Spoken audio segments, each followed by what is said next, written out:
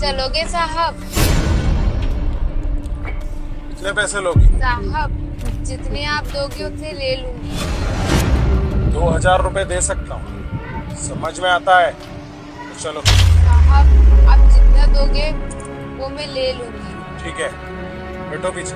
वैसे साहब जाना कहाँ पर है?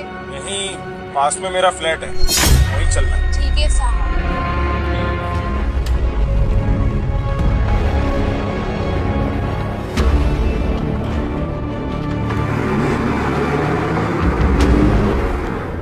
छीन दिया, नहीं चल रहा। उतार वैसा ऐसा आ जाएगा असली मजा।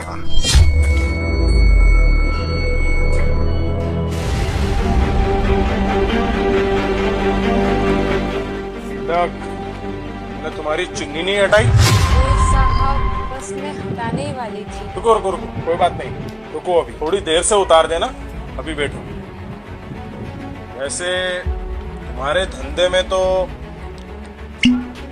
लड़कियां छोटे कपड़े शॉर्ट्स में आती हैं, अपनी अदाएं दिखाती हैं ताकि अमीर लड़कों को फंसा सके। तुम कैसी लड़की हो जो सूट पहन के पूरे कपड़े में आई हो? वो साहब बस ऐसे ही। अच्छा, तो छीन बात दिया, ऐसी है। नहीं चल रहा। ये लो, ये उतार पियो, वैसा ऐसा इसके बाद कुछ और ही मजा आएगा। अरे लो ना, पियो।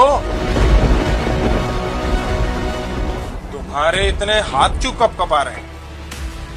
तुम्हें तो इसकी आदत होगी ना। वो साहब असल में ये मेरा पहला दिन है और मैं इसमें नहीं हूँ। ये बात यही तो मैं सुनना चाहता था कि तुम वैसी लड़की नहीं हो जो अपने जिस्म को बेच के पैसा कमाती है। क्या तुम्हें ऊपर वाले का बिल्कुल भी खौफ नहीं है जो तुम इस घिनौने बाजार में अपने आप को बेचने चली हो? क्या करूँ साहब, ऊपर वाले ने मरना हराम कर रखा है और नीचे वालों ने जीना। क्या मतलब है तुम्हारा? क्या बोलना चाहती हो तुम? मैं कुछ नहीं बताना चाहती साहब, ना कुछ आपसे बोलना चाहती हूँ। उतार वैसा बस आप अपना काम कीजिए और मुझे पैसे दे दीजिए। देखो, मैं अपना काम भी करूंगा, मैं पैसे भी दूंगा, लेकिन उससे पहले तुम्हें मुझे अपने बारे में बताना पड़ेगा। साहब आप अपना काम कीजिए और मुझे पैसे दे दीजिए। प्लीज आप मेरा टाइम वेस्ट मत करिए। अरे ऐसी कौन सी मजबूरी आ गई है जो तुम्हें ये सब काम करना पड़ रहा है? और पहले वो बताओ, उसके बाद में मैं तुम्हें पैसे भी दूंगा, मेरा काम भी करूंगा। क्या बताओ साहब, मेरे हस्बैंड इस दुनिया में नहीं है और मेरे 3 बच्चे हैं। इस महंगाई की हालत में मैं अपना घर कैसे चलाऊं? घर के खाने का खर्च, बिजली का खर्च, बच्चों की पढ़ाई का खर्च।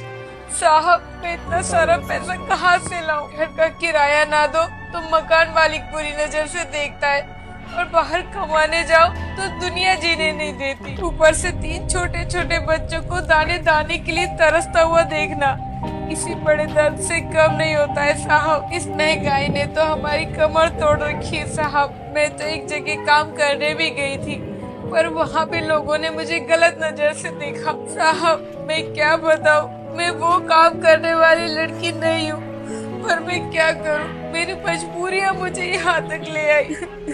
प्लीज आप रोइए मत। जब तुम वहां पर मुझे मिली थी ना, तभी मैं समझ गया था कि तुम धंधा करने वाली लड़की नहीं हो। तुम दिखने में मुझे शरीफ खानदान की छीन दिया, लगी। सच बोलूं तो मैं तुम्हें यहाँ तक इसलिए लाया था ताकि मैं तुम्हारे बारे में हकीकत जान सकूं। देखो, तुम यहाँ पर बिल्कुल सेफ हो और मैं तुम्हें यहाँ पर गलत काम करने के लिए नहीं लेके आया। तुम परेशान मत हो, आज से तुम्हारा और तुम्हारे बच्चों का सारा खर्चा अब मैं उठाऊंगा। बस तुम्हें ये गलत काम करने की कोई जरूरत नहीं। पर साहब आप ये सब मेरे लिए क्यों कर रहे हैं? क्योंकि मेरी एक संस्था है जिसमें हम अनाथ बच्चे, विधवा औरत और जो अकेली लड़कियां हैं ना, उनको पनाह देते हैं। वहाँ पर हम मजबूर लड़कियों को सही रास्ते पर लेके आते हैं और उन लड़कियों को हम सिलाई और मेहंदी की ट्रेनिंग देते हैं ताकि वो इंडिपेंडेंट होके अपने हुनर से पैसे कमा सके। और अनाथ बच्चों को हम पढ़ाई करवाते हैं और इन लोगों का साथ हम जब तक देते हैं तब तक वो अपने पैर पर खड़े ना हो। शुक्रिया साहब,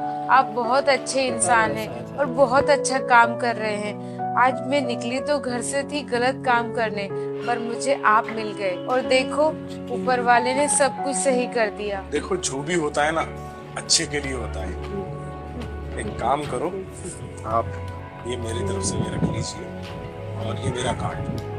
कल आप इस पते पर आ जाना। और अगर आप किसी लड़की को या औरत को जानते हो जो मजबूरी में गलत काम में फंस चुके हैं, आप उन्हें भी लेके आ सकते हैं। शुक्रिया साहब, अब मैं निकलती हूँ। 1 मिनट, और एक बात हमेशा याद रखना, परेशानी ना हर इंसान की जिंदगी में होती है, लेकिन इसका मतलब ये नहीं है कि वो गलत रास्ता चुने। हाँ साहब, आप बिल्कुल सही बोल रहे हैं। अब मैं चलती हूँ।